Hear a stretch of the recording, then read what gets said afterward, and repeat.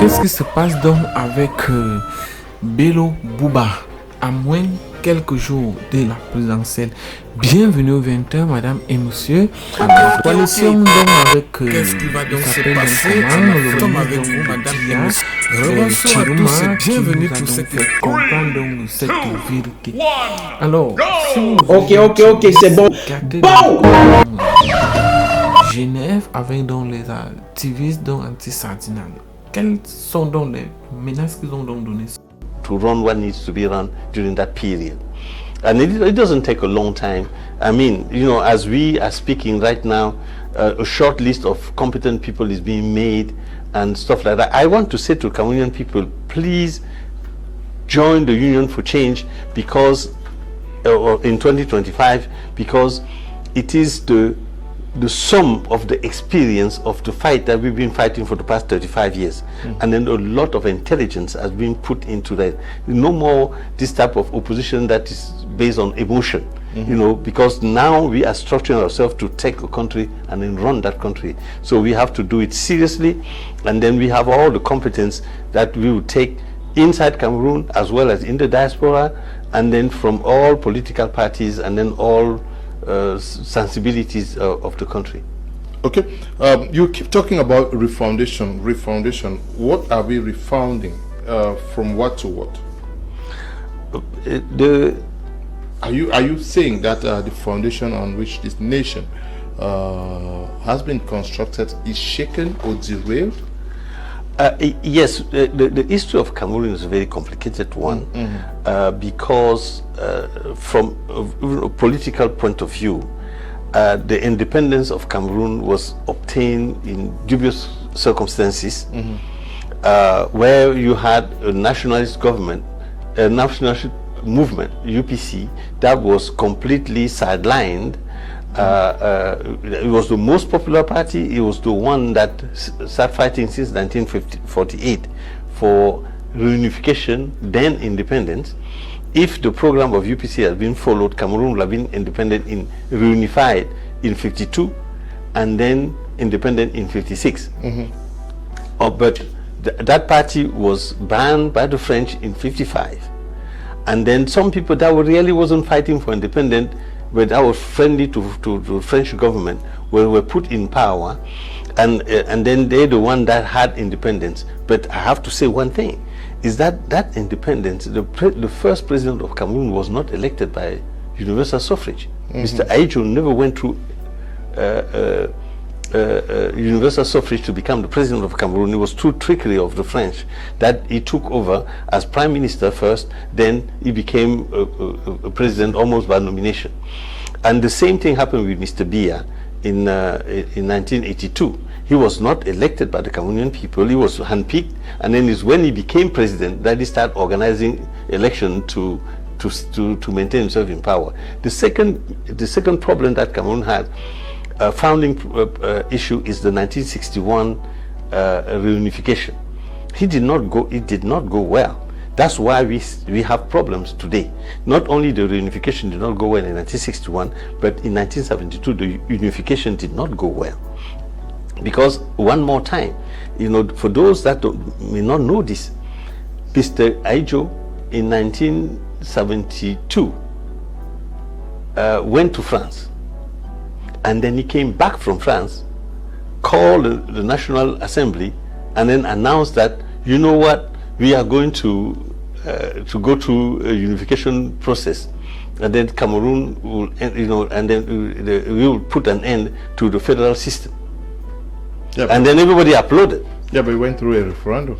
Oh yes, of course. People actually voted. Oh yes, I was there.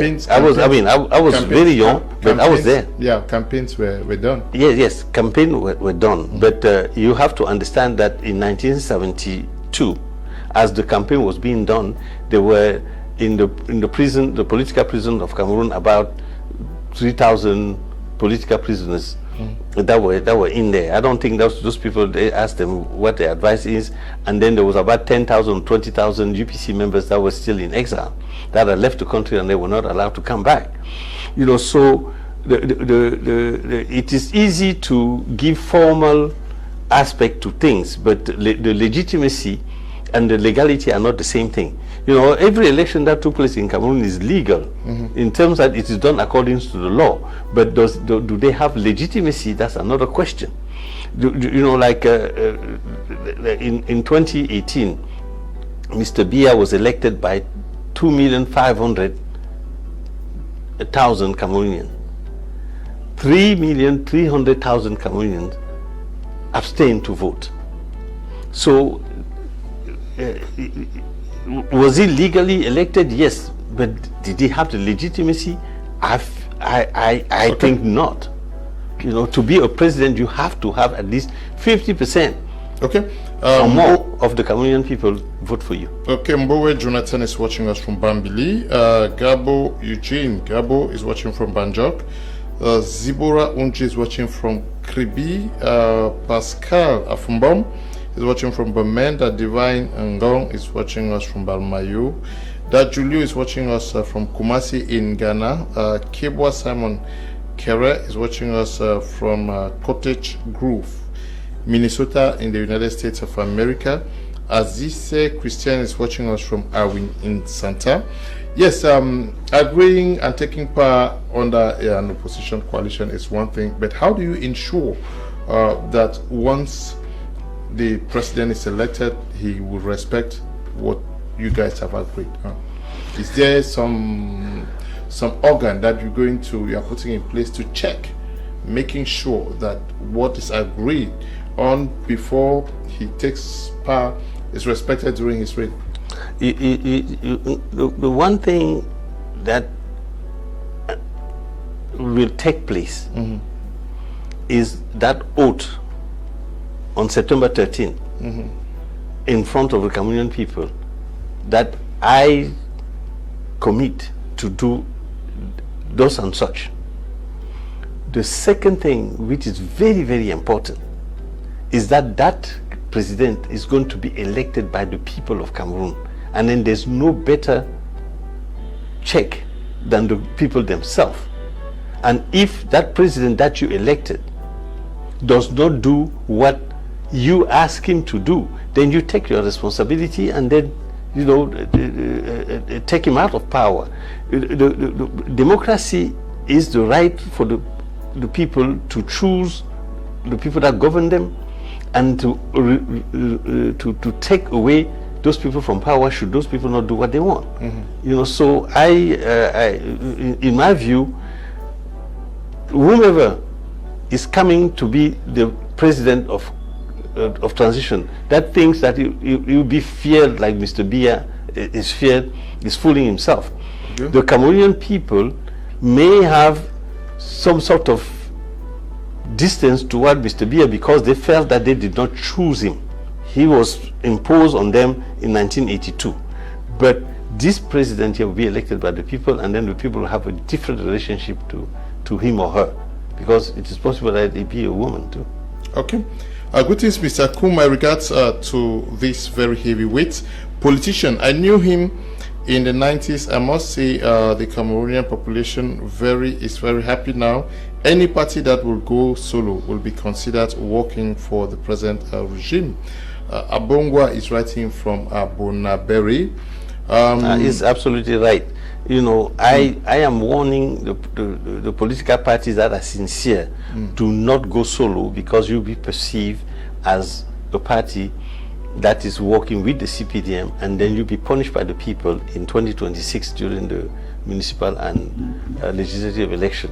Join the movement, and now during the transitional period, because all of you know, all the political parties know for sure that alone they will not win. Okay. So they should join the coalition, and then they will have the chance during the transitional period to spread the word, organize themselves, so that they can win the municipal and legislative elections.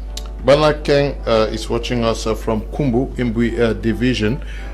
So from now till the 13th, when this candidate is going to be made public, what are you guys working on? You convincing more persons who have not yet agreed to this to join the fold?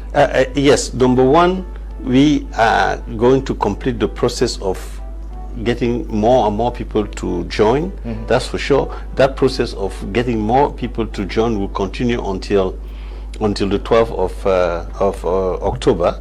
But the second thing that is very, very important is to organize and structure the campaign itself, so as to reach all the corners of Cameroon. That's going to be the biggest task that we have in our hands, to get the funding and then to be able to campaign throughout the country.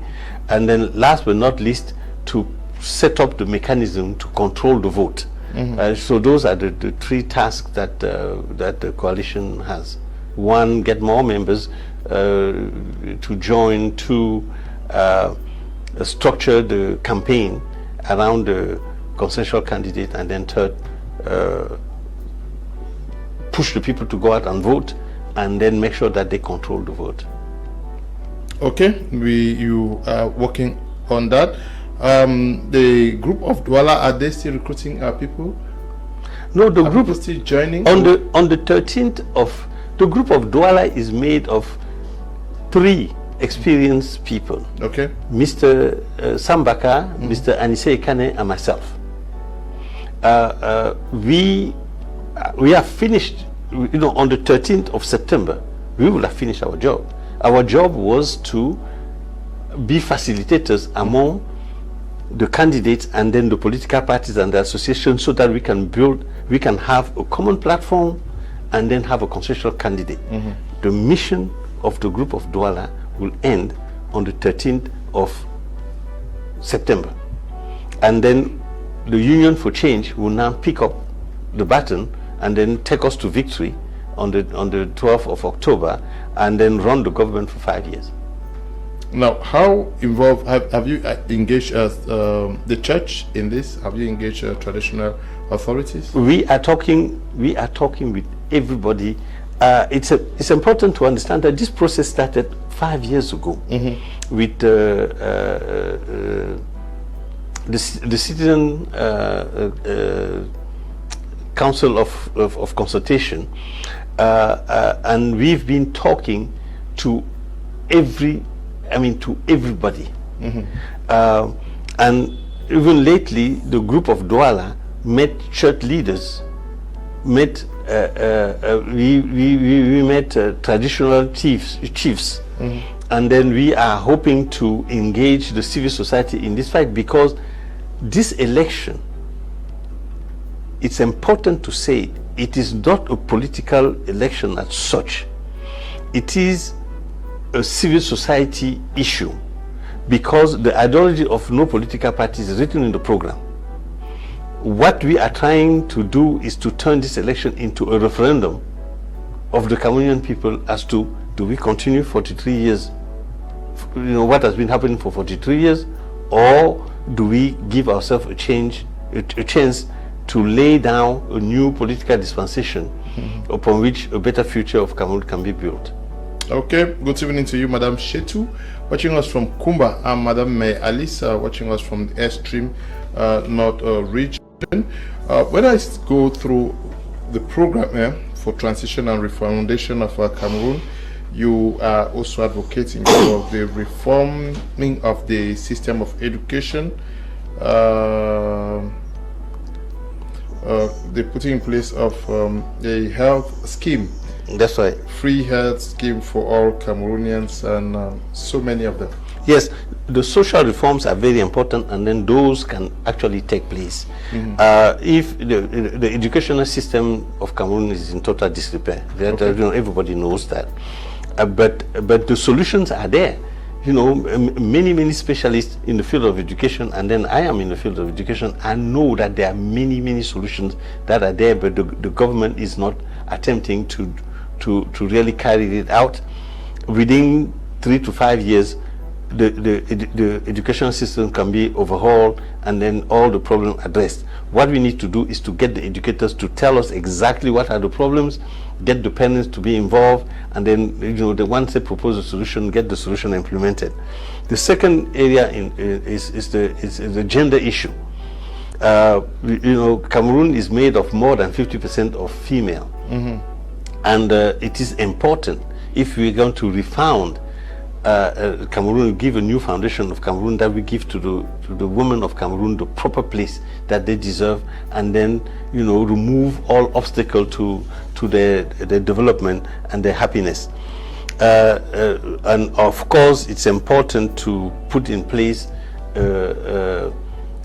national health insurance, because it is unacceptable that in 2025 a Cameroonian will die because he was not able to buy antibiotics or anything, or something like that. Putting in place a national health insurance is the simplest thing that can ever happen in the country. So this transitional government will have to give that to the Cameroonian people. Last but not least is the unemployment of youth. There again, maybe in 3-5 years they may not solve the entire problem, but definitely by putting a strong priority on professional training, they will be able to prepare these young people to be more able to intervene in the economy in a better place, either as an employee or as an entrepreneur. Okay. Good evening, Mr. Leo. I'm Jumer Gilles, watching you live from Wotutu in Limbe. So as we speak, you are already talking with the guys who have agreed. How many persons have agreed to this scheme? So far, we have 3 people that have strongly agreed, but we continue to, and then we have 4 people that have strongly disagreed. Okay. So now you make the math, and then so that means that we still have about 4 people that we are talking to. You're talking to, yes. How involved are those who were not selected who were rejected by ELECAM and very by the constitution? Very involved. And then that's what we did. That was very important, is that we involved the people that were not selected by bringing to their attention. That is not because you're not selected by the Constitutional Council that you cannot participate to the vote. And a lot of people that were selected, that were not selected by the Constitutional Council, Maurice Kamto is one of them, and then all the members of UPC are organizations that have strong followings. So we went to them, and then we told them, no, don't give up. You may not be the candidate, but you can still strongly participate in change.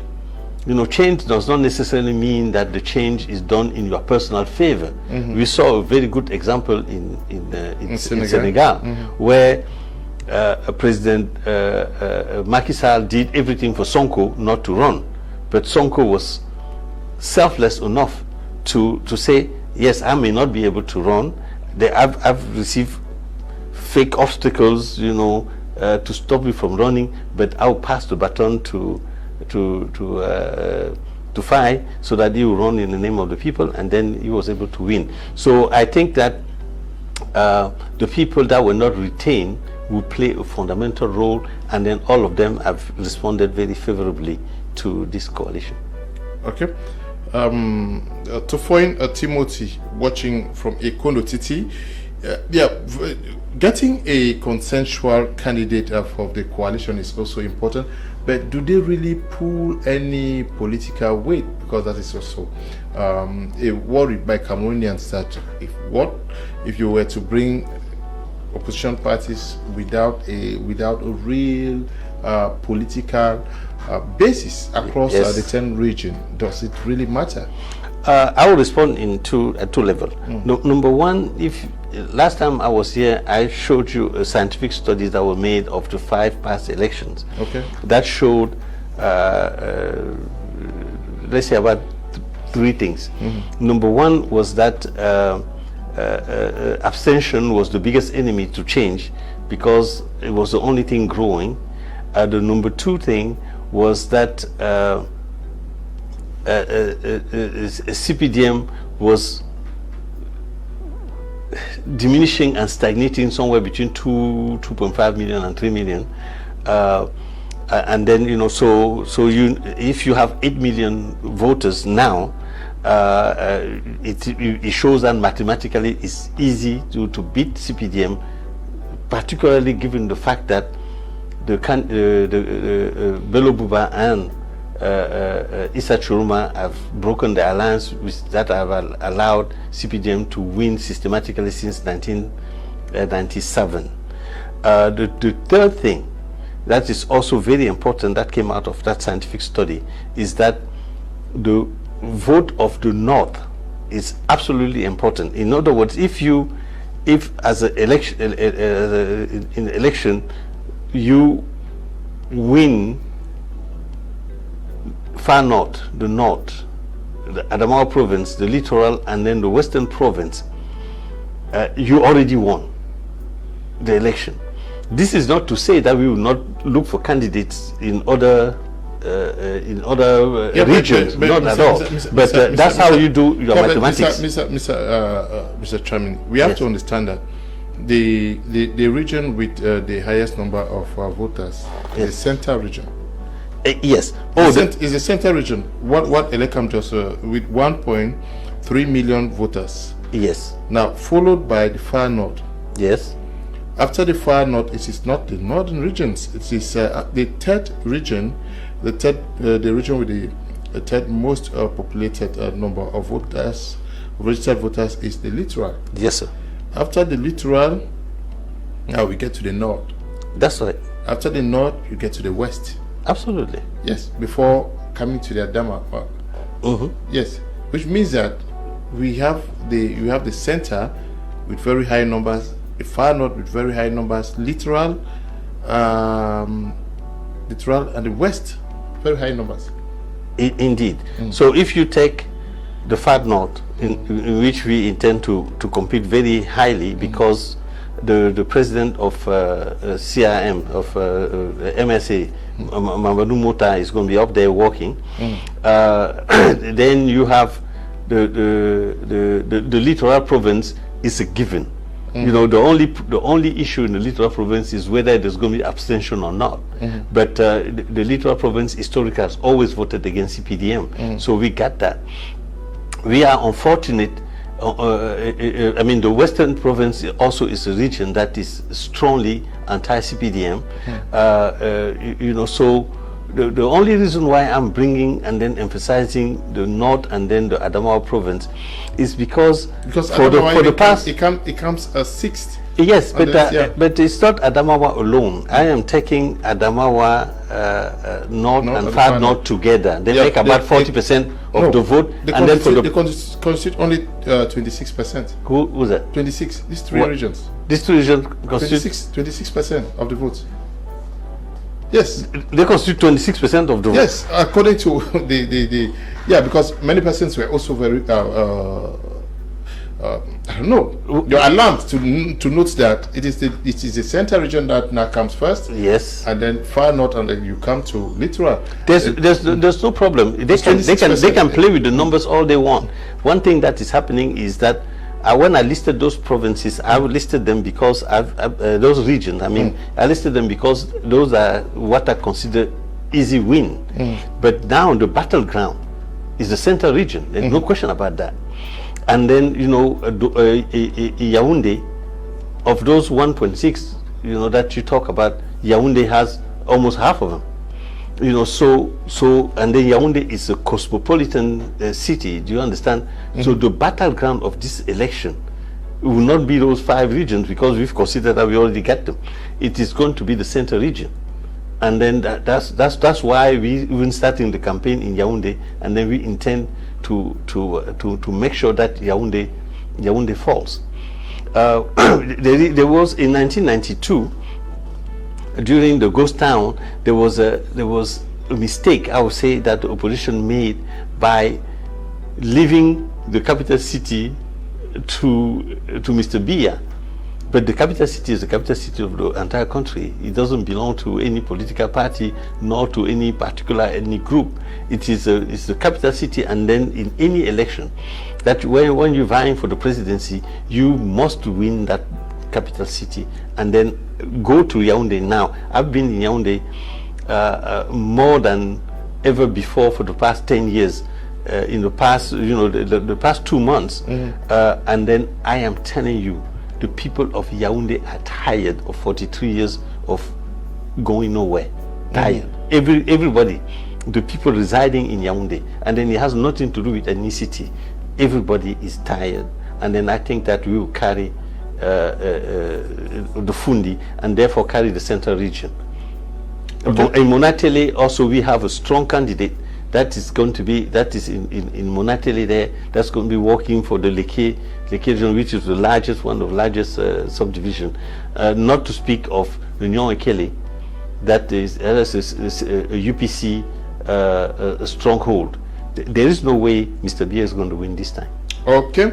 Good evening. All this, this man is saying, I like the talk very badly. I'm CPDM. I'm already convinced I will vote for the coalition party. I'm Patron Ambe, writing from Tico. And then he's right. I don't want to pass on that because, this coalition is not a coalition against any side of Cameroonians. And then we invite Cameroonians that for one reason or the other, at John CPDM, I have a lot of friends that joined CPDM because they wanted to be mayor in the city, they wanted to help the people, and then in the calculation, given the rigging of the election, if they didn't go through the CPDM, they couldn't win. But this is the presidential election. This is the presidential election, and then Cameroonians have to take a decision. They look at themselves in the mirror and then say, if we continue like this, what will be my children tomorrow? What will I be? So like I say again, this will not be a partisan election. It is a referendum between one man that has ruled the country for 43 years, that has come in front of the Cameroonian, and then say, if he dares, that I done so well that I want you to give some more years so that I'll be 50 years in power. And the Cameroonian people say, no, we want to give ourselves a chance for a better future because we're not happy with what we have. And it has nothing to do with political parties. Okay. People should not be tricked into getting into political rivalry, partisan rivalry. The presidential election is a political election, but it doesn't have to be partisan. All people from all parties should join this coalition so that we change Cameroon for the betterment of everyone. Good evening, Macron Roland watching from Yaoundé. I like the program. Good evening to you, Roland, and to all of you watching us from the nation's political capital. Now, one issue with the election is money. Yes. Do you guys have money to run campaigns? The Cameroonian people have money to run the campaign. We have this experience before in 1992, and people may say, oh, that's long history. But when the people take something in hand, then money comes out, because the Cameroonian people have money. The Cameroonian people are the one that pay the taxes that now the CPDM confiscate. That I actually met, during the 8 p.m. news. When I met him, that's a big word. Let's put things into context, huh? I shook hands with the President of the Republic. It's a story that lasts about 3 to 14 seconds, and everyone knows very well that on the occasion of these events, the President of the Republic is particularly prepared by his doctors, by his staff to allow him to hold on. So that's my observation, and that's where I think that some people were unfair. Marshall's friends thought that those 3 to 4 seconds meant that I had given him a certificate of fitness to govern. Forever. No, that's our debate. Other people thought that, and the others opposite them thought that it meant that I had given him a medical certificate of fitness to govern forever, and that therefore that's it. Now, I described it, and I'll say it again today, that wouldn't have been the case. I wouldn't have said it, I would never have said it, and he said it very well. I think he understood perfectly the meaning of my thoughts. When I arrived at the Unity Palace, like everyone else, Mr. Biya had been given up for dead a few months earlier. We didn't know where he was. He disappeared for a month and a half. We all saw him wandering around. Personally, as a lawyer, that is to say, as an actor in public life at my very small level, I sometimes have interactions. I think Calvin and I sometimes find ourselves in other discussions outside of here where we sometimes need arbitration and other things that don't come spontaneously. So when I go to the presidency, I admit that I personally want to form my own opinion of what the president of the republic might be like, etc. And when I see him arrive with all this decency, I tell myself, well, I'm definitely going to see a Mr. Valudinaire who's going to show up there and so on. And when I see him arrive on his 2 feet, greeting me, shaking my hand with a certain vigor, no, I didn't say a certain vigor. Okay? Who should even ask because? A certain vigor? Didn't you feel the man? I have a certain vigor. No, let's tell the truth in Cameroon. So, what is it? A certain vigor or a certain vigor? A certain vigor. Reread the message. It hasn't been deleted yet. It's still on Facebook. A certain vigor. If I shake hands with Marshall, so that I'll never have to tell you about it, the mere fact of having to bring up the issue of firmness, the president's hand, already means that, and that's why I'm telling you that he understood, already means that I had doubts at the beginning, and that I didn't expect to find this vigor. That's why I'm talking about the issue. That's why President Paul Biya has been winning since '82, because many people underestimate his ability to be the master of the game. Therefore, I'm insisting on the question because Marshall Bissick raised a point. Has your time at the Palais de l'Unité changed your perspective on things? Martial Bissick pointed out that you were part of that. That's it. Yes, of course. Yes, of course. That you were part of the Cameroonians who questioned the way the country was being run. Did your time at the Unity Palace change that? That's what I, Mrs. R.O., spent about 2 hours at the Unity Palace. I've been living in Cameroon for about 20 years, and unfortunately the Unity Palace is not really Cameroon. Everyday life, the roads, the lack of electricity, the disastrous state of the hospitals, the particular context of insecurity that we are experiencing, the financial power, the capacity of our purchasing power, all these difficulties that are daily difficulties can in no way be offset by a 3 or 4 second handshake. And I believe that the President of the Republic, as vigorous as he may have been when we shook hands, must demonstrate in other acts of everyday life. It's not just the handshake he gave me at that moment, he must demonstrate every day that he is capable of ensuring our security, our daily lives for 20 million Cameroonians. So today, if you were to ask me what my ideal choice is for this country, despite my passage on May 20th, I would not want the current President of the Republic to continue his mission at the head of this country. is the gift of this 8 p.m. important? Double standards when a flagrant injustice stifles democracy? In Cameroon, arson and violence signed by the ruling party go unpunished while simple peaceful marches by the opposition end in forceful arrests and military trials. A blatant injustice that outrages public opinion and fuels a wave of rebellion in Magonga as in Gondare. The massive support for Bob-Oba Maigari is now akin to a cry of hope against arbitrariness. You are a certain genius to have understood your question because I do not see what impact the rule of law will have in any case, whether we are in an election period as is currently the case or outside of an election period. The rule of law refers to a state where citizens also recognize themselves in the court decisions that are made. A state in which the state, I mean the government, are themselves subject to the rules that they have imposed on themselves. That is normally what would have been discussed. But I think that Marshall would perhaps do better to first read his own columns that he used to write. What I wonder about is the before and after. I want to try to see what could have happened. We have the same people, the same actors, the same operating methods, and what once might have had a minimum of coherence has ended up falling into, I'll borrow his word, obsolescence. And where in all this is he going to find the reason to come today and supposedly judge favorably what he rightly criticized and condemned 15 or 16 years ago? We don't have the same presidents, we don't have the same prime ministers. If you want the only problem today, from my point of view, I think we can say what we want about this team. We can say what we want about Cameroonians as such. We can't help but Wonder what the government does with these Cameroonians, whether it's them who trained them or what nature, life, has ended up making available to them, regardless of the will of the state of Cameroon.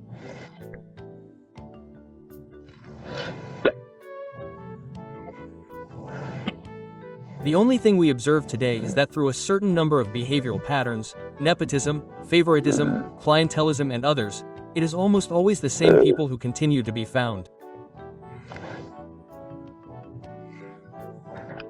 That is to say, you will find in competitions, the organization of recruitments and so on, the same people who are found in these conditions. So when I am told that Cameroonians are geniuses, what has the genius of Cameroonians really been done? How has it been used? Where have we seen a concrete, dynamic policy that is put to the service of performance and success? Nowhere.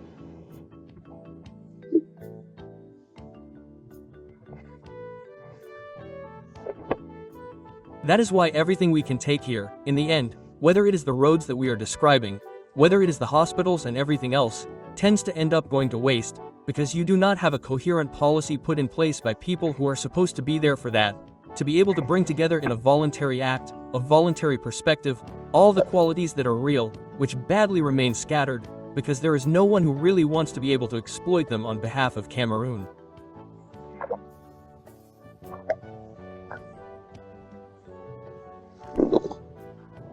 So consequently, in terms of the rule of law, I do not know what it would be.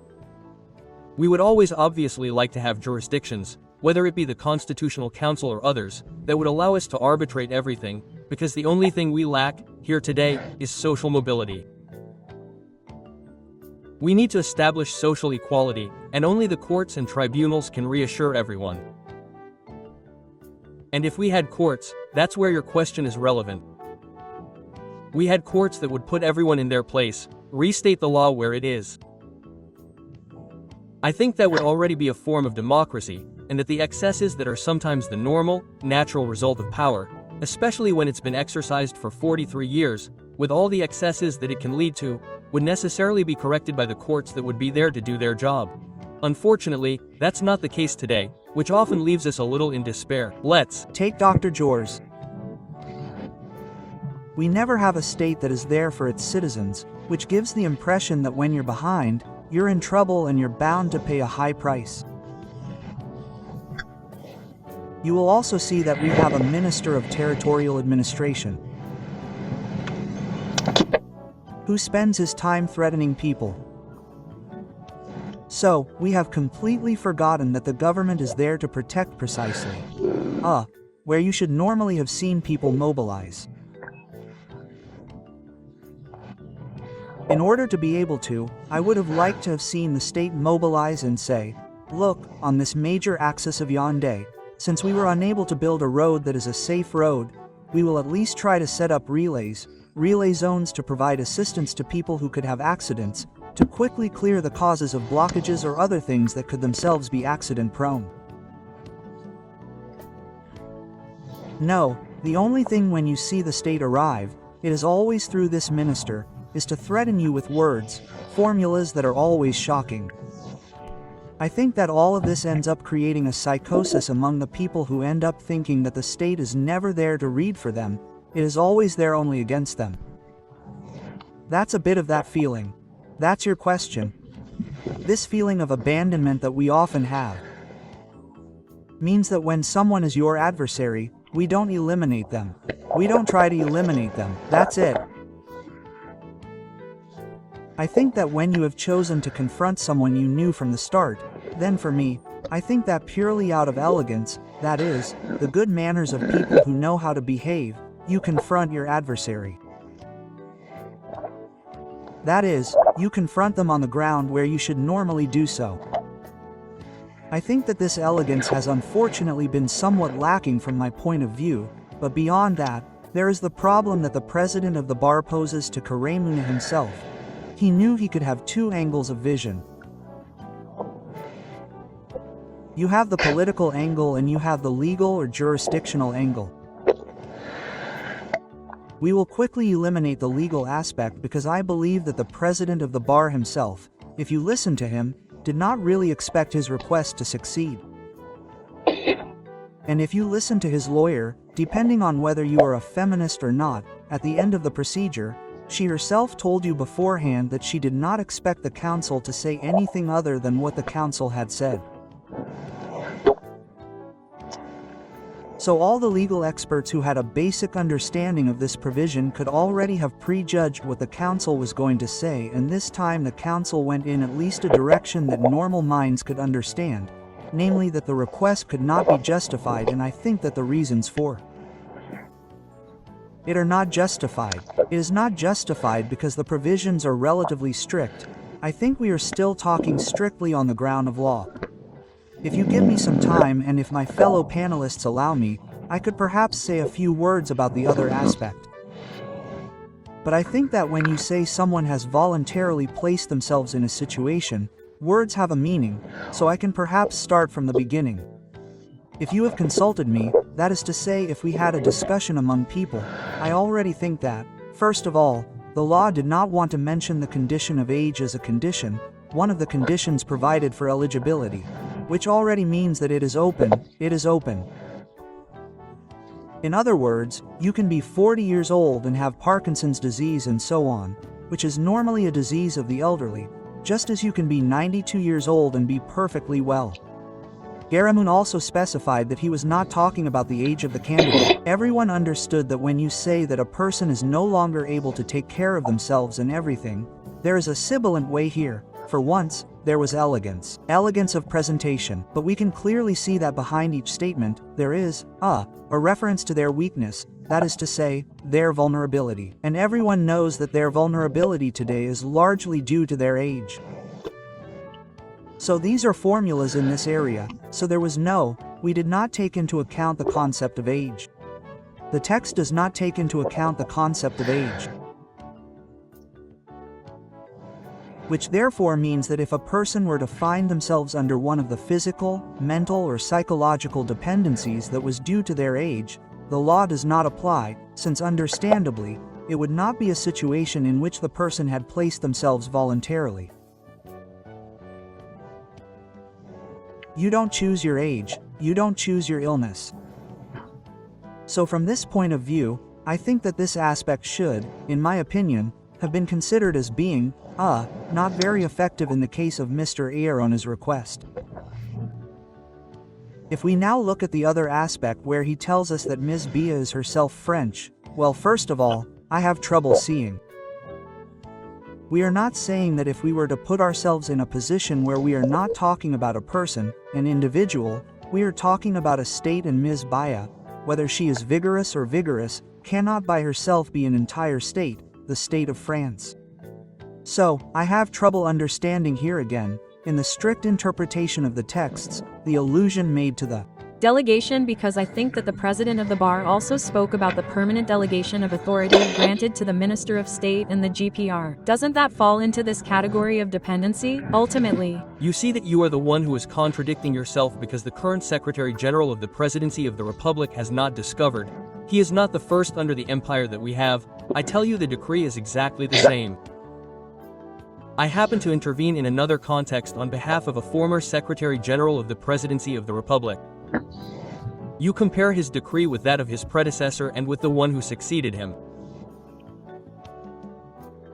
I tell you, it is exactly the same. He decided on the subjects that he submitted. I do not take myself on. Here, do not take what I tell you for an agent, take it in order. I think you must have had, what is his name again, who was in prison. Yes, there was Mbara before Mbara, you had Marafid, you had Mbara, I think you had after. And then after that, so it is from the current one, simply take them and you look, you compare these formulas there. There is no change, none, okay. So if you can't tell me at the same time that it's not because of her age, because when he started under Marafa, he was at least 21 years old, his current age. There you go. And tell me today that no, it's because of this, it's solely on the basis of this decree which constitutes the legation of C. This decree is the same, and yet if it's not likely to be a problem for others in this area, it shouldn't logically be any more for Ngongar. Okay, so let's also eliminate that to be clear. Now, the case of Mrs. B, Mrs. Baya, is not the state of France, on the one hand, and then, on the other hand, I fear that here too there is a bad perception on the part of citizens, because women, and this is also something that lawyers should normally denounce. Those who have dual nationality know that normally the law should be the same for everyone. However, it is not the same depending on whether you are a man or a woman. This is one of the rare situations in this country where France has an advantage, where women have an advantage. That is one of the rare advantages, and I think that, in the case of women, on March 8th, rather than marching with the "Raise the Kaaba," you could occasionally raise this type of issue, so that there is maximum equality between men and women. But here, in this area, at least women have a slight advantage. And so a married woman, a woman of foreign nationality who marries a Cameroonian does not lose her nationality. If this is the case, for example, for France, which can allow you to have 4 or 5 nationalities, I am speaking here under the supervision of my colleague Job, who once worked elsewhere, and we know very well that I have had clients in the past who could have 4 nationalities in France. It was not a problem. So for France, it is not a problem. On the other hand, Cameroon is not going to ask her to give up her French nationality. It could not, but Cameroon grants her the possibility of acquiring in the Cameroonian company. So even if Mrs. Baya was French at the beginning, she remained French in the eyes of French law, and Cameroonian law does not take that away from her. On the other hand, Cameroonian law grants her Cameroonian nationality, so that this argument that is raised also seems to me relatively easy to combat, to put before. Now on the political ground, I think that the problem arises 100,000 times, and perhaps we will come back to it later. How does it arise? Well, it arises because we do indeed have a president of the republic.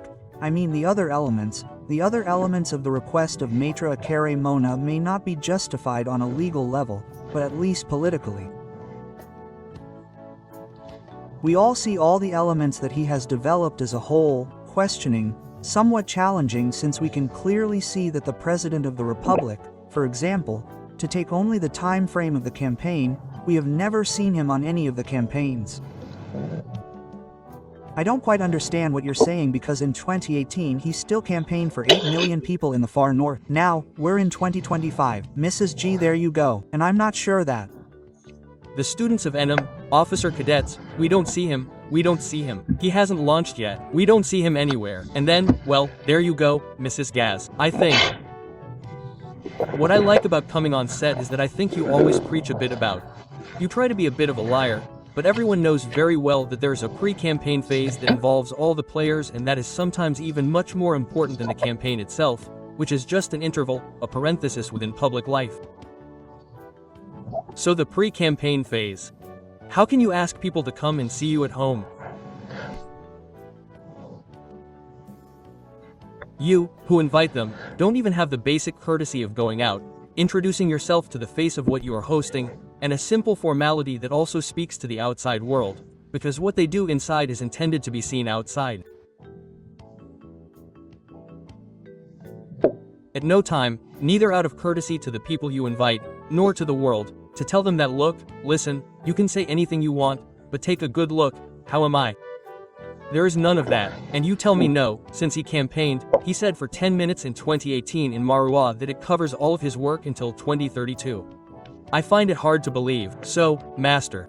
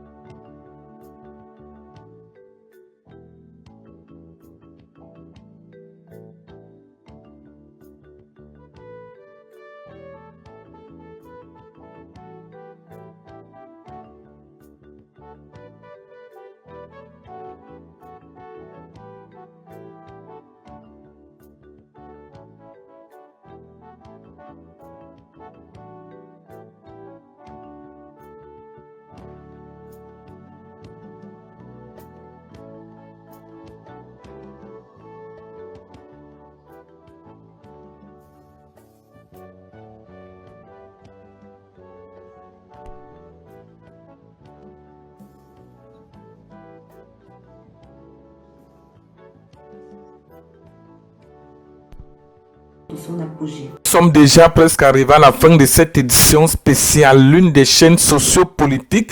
Alors, bienvenue donc pour la prochaine. Bam!